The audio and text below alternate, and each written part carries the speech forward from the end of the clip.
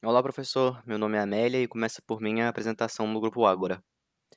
Afinal, o que é a lógica? Lógica é a ciência de raiz filosófica aristotélica que utiliza da argumentação humana e exercícios intelectuais para definir se algo é falso ou verdadeiro. Tal conhecimento constitui a base para a filosofia, matemática e computação, constituindo assim uma parte fundamental da história humana e, consequentemente, do mundo moderno.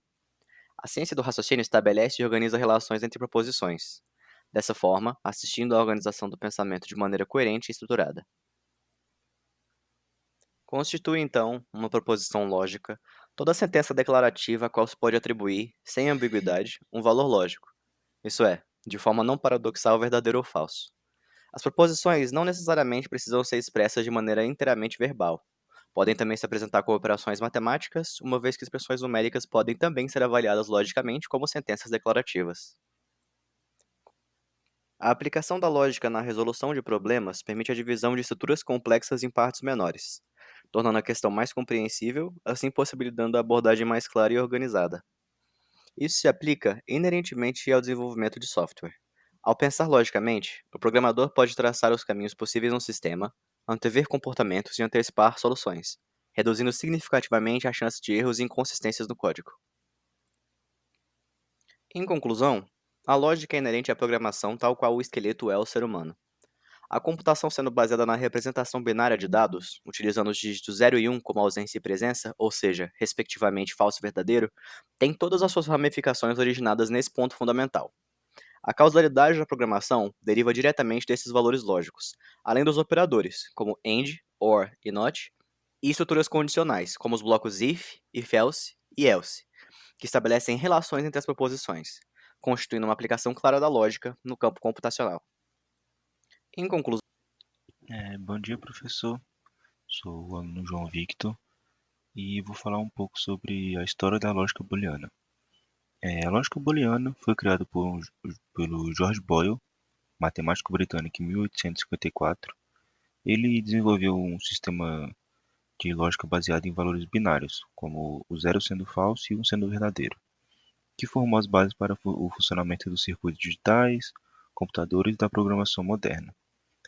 A grande inovação de Boyle foi transformar o raciocínio lógico, que até então era tratado apenas no campo filosófico, em uma linguagem matemática estruturada, utilizando álgebra e operações precisas para representar processos de decisão e condições verdadeiras ou falsas.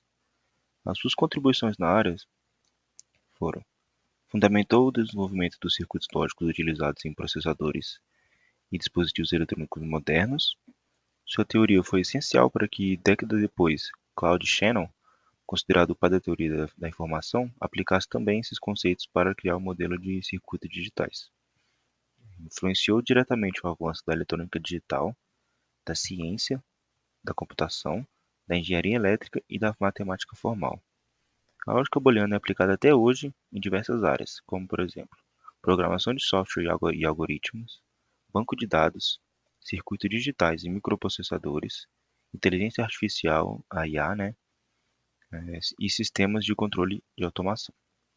Resumindo, a criação da lógica booleana não apenas influenciou o desenvolvimento da computação moderna, como, como também revolucionou a maneira como sistemas lógicos são construídos, permitindo que máquinas e softwares executem decisões baseadas em condições lógicas, exatamente como fazemos ao tomar decisões no dia a dia. Lógica na computação. A lógica ela é essencial na computação, pois permite que os computadores tomem decisões e resolvam problemas de uma forma organizada. Ela é usada na criação de algoritmos, que são sequências de passos para executar tarefas, por meio de regras como se e então. A lógica permite comparar valores, repetir ações e controlar o funcionamento de sistemas, como aplicativos, jogos e sites. Dessa forma, os programas funcionam corretamente e de uma maneira eficiente. Exemplos práticos de estruturas condicionais e tomadas de decisão em código.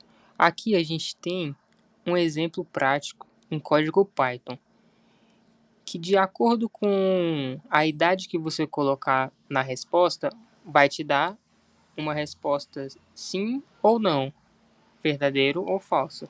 Ou seja, se você colocar mais de 18 ou 18, vai te responder que você pode votar. Se você colocar inferior a 18, ele vai te responder que você não pode votar. Aqui na primeira parte, o programa entende quantos anos você tem. O que você digita é guardado na variável idade. Na segunda parte, o programa olha se é 18 anos ou mais. E na terceira parte, ele te responde. Se for 18 anos ou mais, ele responde a frase você pode votar. E se for inferior aos 18 anos, ele te responde você não pode votar. Exemplos práticos de estruturas condicionais. Boa noite, professor. Meu nome é Gabriel e eu vou estar apresentando o quarto tópico do trabalho, que no caso são alguns exemplos práticos da lógica em aplicações de sistemas reais. Eu vou estar fazendo essa introdução e o Leonardo finaliza o tema na sequência. Nesse primeiro caso aqui eu separei os filtros de spam, ou seja, são software que analisa o conteúdo das mensagens enviadas por e-mail, para determinar se ele é válido ou não. Então, se ele tiver conteúdo de vírus, golpes ou coisas indesejadas, ele faz o bloqueio ou não a partir dessa leitura. Existem vários métodos no mercado, eu separei 3 aqui para estar dando como exemplo. O primeiro aqui é o filtro de palavras, como o nome já diz, ele filtra através das palavras. Então, se tiver muitos termos ali no e-mail que é considerado já pré-configurado como spam, ele faz o bloqueio da mensagem e não deixa chegar ao remetente. Também temos os filtros heurísticos, que faz uma espécie de pontuação. Então ele pega o e-mail, analisa as mensagens e vai pontuando de acordo com as palavras que tem ali. No final de tudo, se ele tiver atingido um limite máximo de pontuação, ele vai classificar como spam ou não. Por último, ali temos o filtro bayesiano, que usa até mesmo a inteligência artificial. Ele pega, mistura algumas técnicas de estatística e aprendizado de máquina para ir treinando essa inteligência artificial e analisar as características mais comuns dos e-mails que têm spam ou não. Ele utiliza alguns e-mails, alguns algoritmos mais modernos, como as redes neurais, que se encarrega de fazer toda essa parte de analisar os e-mails e assim aprender e fazer com que a inteligência artificial entenda, identifique e consiga distinguir as mensagens consideradas perigosas ou não. Nesse primeiro caso aqui, também vamos falar aqui um pouquinho dos computadores, dos softwares que simulam um jogador ser um jogador de xadrez, né? Essa ideia ela começou lá na década de 50, mas naquela época ele tinha pouca capacidade de processamento, então servia mais como experimento. Mas com os passados dos anos, esses softwares foram evoluindo, até que em 1997 teve um chamado Deep Blue, que foi desenvolvido pela IBM e conseguiu o feito ali de ganhar um campeão mundial na categoria e que ficou bastante conhecido na época também.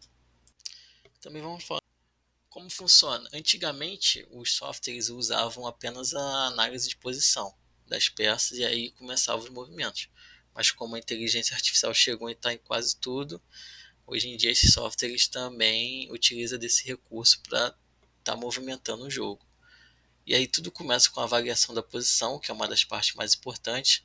Aqui, através da lógica e heurística, o computador ele determina a melhor jogada e quão vantajoso será aquela ação. Prosseguindo, existe a análise de material, que determina o valor das peças e toma uma decisão de acordo com o que vale sacrificar em cima desse valor ou não. Tudo isso também tem analisado a segurança do rei, que como é a peça mais importante, é feita uma análise heurística para determinar o quão ameaçado que está o rei ou não. Introduzindo a parte de inteligência artificial, hoje tem um algoritmo bastante usado nesses jogos que se chama Minimax. Ele faz uma análise dos movimentos possíveis do adversário e tenta prever a jogada dele. E então ele monta uma espécie de contra-ataque a partir disso. Também tem um outro software de inteligência artificial, que é o Poda Alpha. Ele é bem semelhante ao Minimax, só que aqui ele tem a lógica de árvore, ou seja, a árvore tem os galhos e o algoritmo ele determina qual o melhor ramo que ele vai percorrer. Ele pontua cada galho e aquele galho que tiver menos pontuação ele vai cortando até chegar no galho que tem a maior pontuação e que no final ele determina a ação que vai ser jogada. Como funciona? Vamos agora entender como a lógica matemática, incluindo álgebra booleana e lógica probabilística, estrutura toda a análise de dados moderna. Ela é crucial por quê? Porque ela suporta a modelagem de relações complexas, permite validação científica de hipóteses e possibilita a extração de padrões ocultos. O que seria isso na prática? Na prática, esses princípios são o alicerce para algoritmos de aprendizado de máquina, técnicas de otimização e processos de mineração de dados. Primeiramente, a lógica formal, incluindo dedução, inferência e sistemas baseados em regras, fornece a base fundamental para o raciocínio automatizado em sistemas de IA. Em segundo lugar, ela permite a apresentação estruturada de conhecimento e a tomada de decisão algorítmica de forma sistemática. Por fim, esses conceitos fundamentam técnicas essenciais como planejamento, raciocínio automatizado e processamento simbólico.